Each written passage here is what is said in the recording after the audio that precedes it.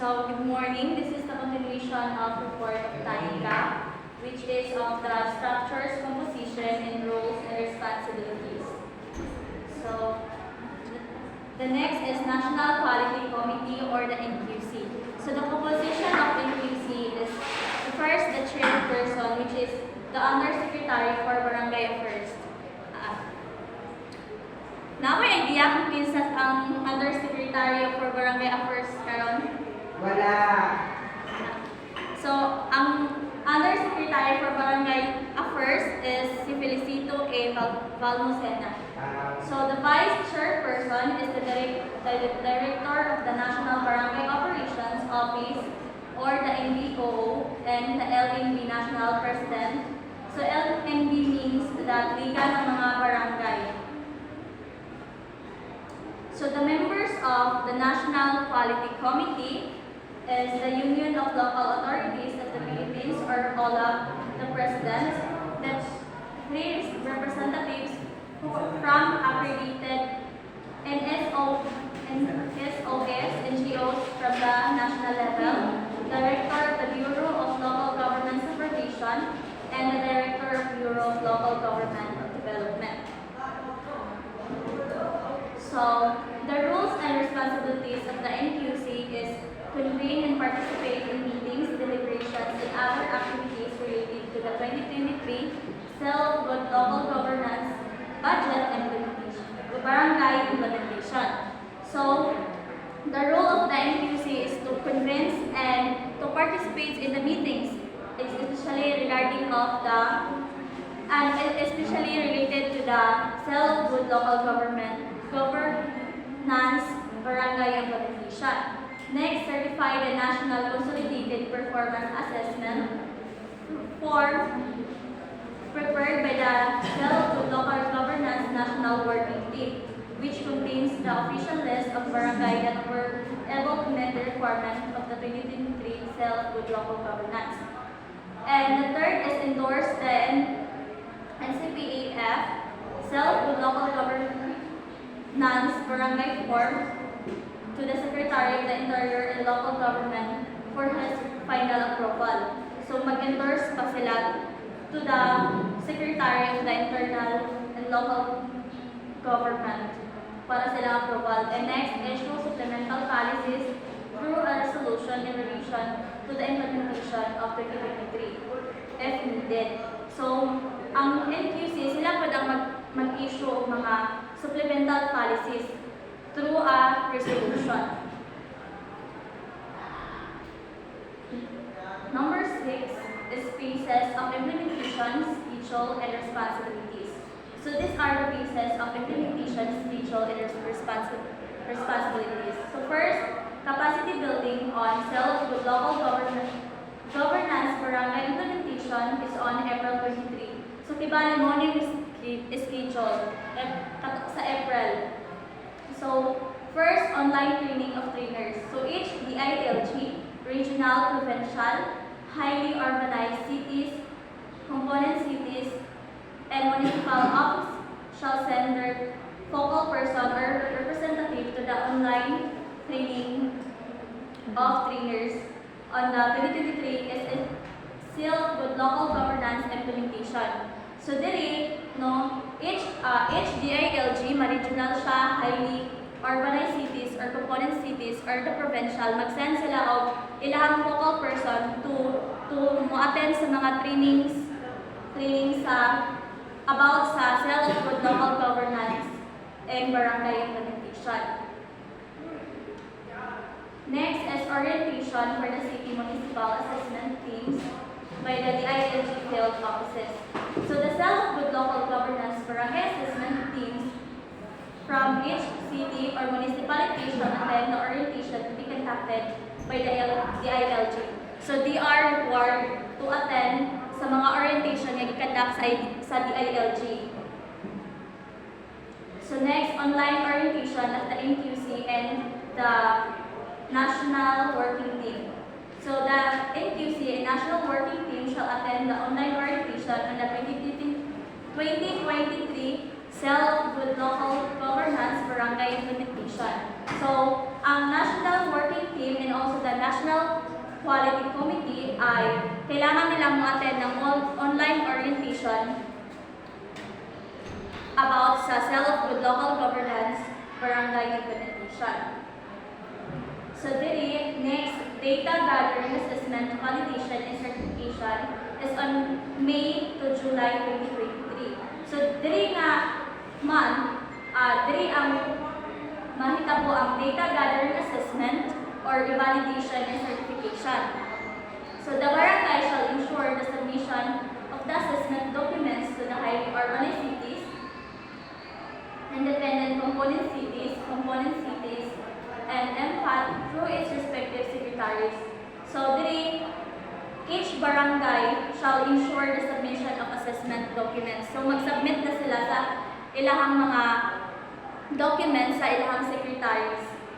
So online data entry from May to July 2023. So in this month, same lang sila, then online data entry ni siya.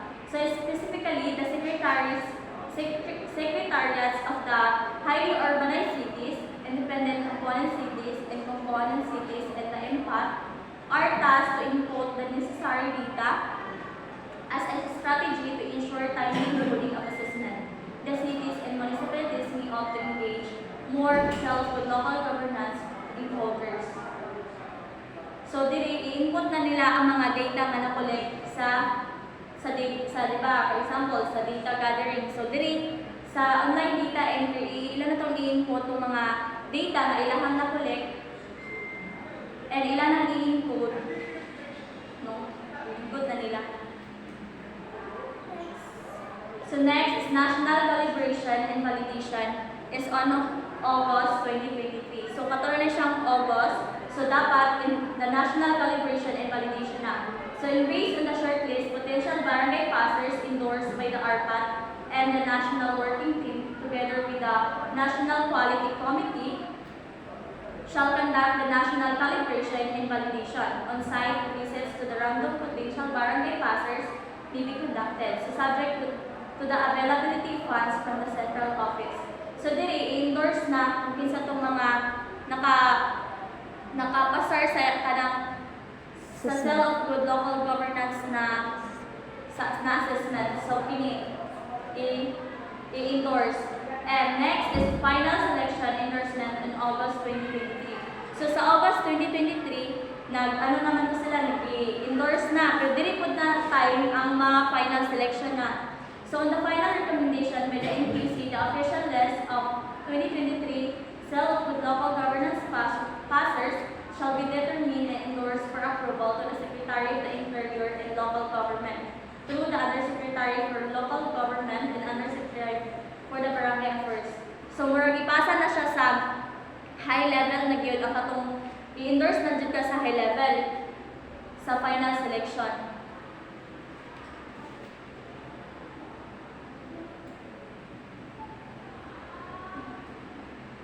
So next is announcement of results on September 2023. So katong September 2023 is di-announce na ang result kung kinsa tong mga nakapasar sa assessment sa self-good local governance. So for the 2023 self-good local governance barangay, only certificates of recognition will be given by the DILG Central Office to the self-good local governance barangay passers. So ang DILG sila ang mahatag og mga recognitions and certificates sa mga nakapasar sa assessment na nabuhat or i-require sa DILG katong mga dapat na makuan sa each barangay, dapat nila mapasaran. So however, the provinces, cities, and municipalities are encouraged to give rewards or incentives to their barangay passers. Result shall be published in the DILG official website and communicated to the DILG RPS. Moreover, a governance assessment report or REGAR will be provided to each assessed barangay indicating the 2023 self-good local governance final results.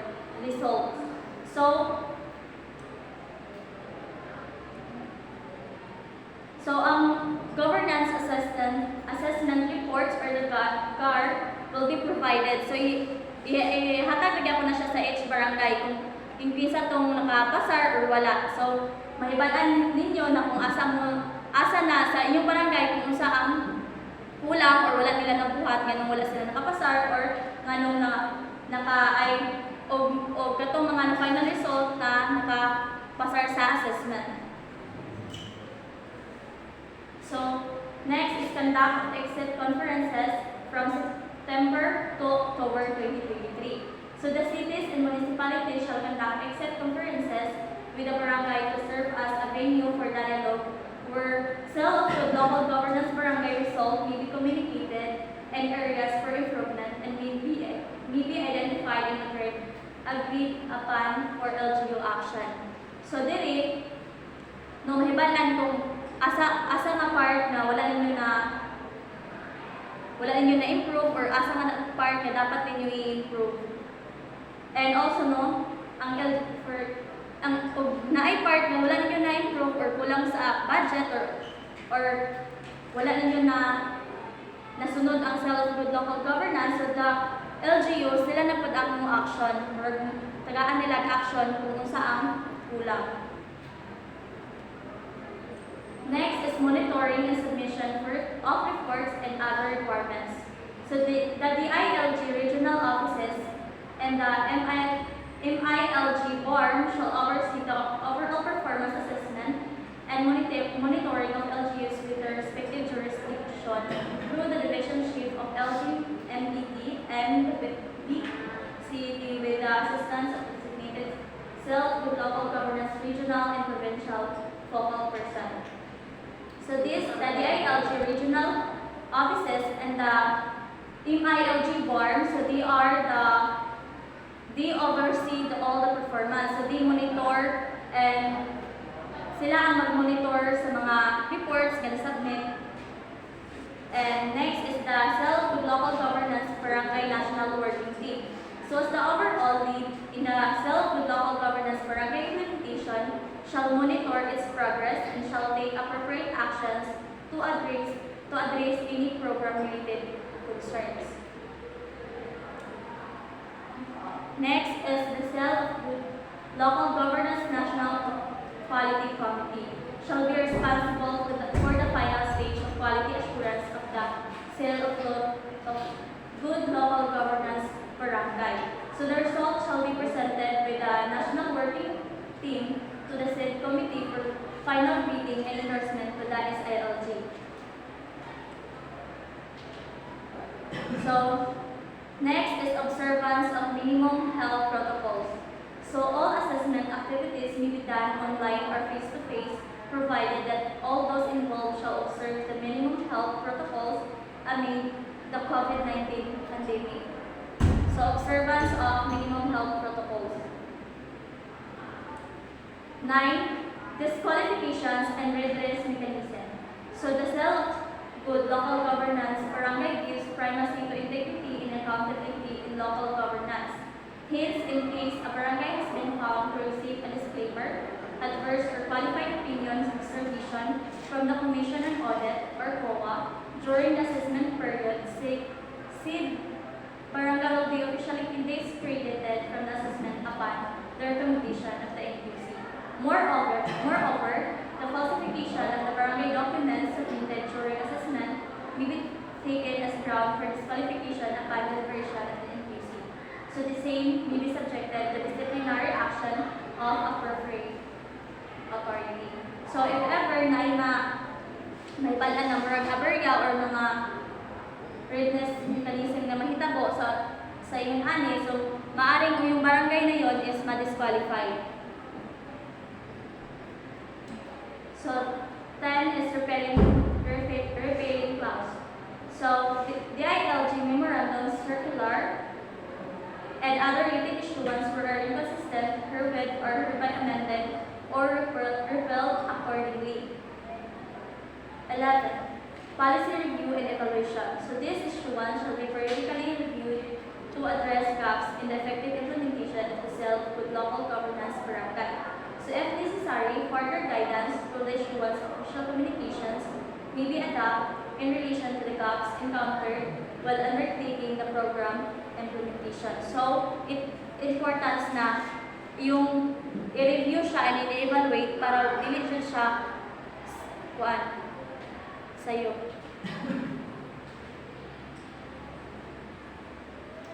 So this, sa annex, so the local governance barangay assessment criteria for barangays. And effectivity, this memorandum circular shall take effect immediately. So, 14, approving authority. So it is approved by Attorney Benjamin C. Abalos Jr., which is the secretary. And 15, the feedback period requires any contact the National Barangay Federation's Office, Research and Profiling Division, or NDOO, RPD, at telephone number. So diri maghatag og feedback ang mga barangay or ang citizens, diri maghatag feedback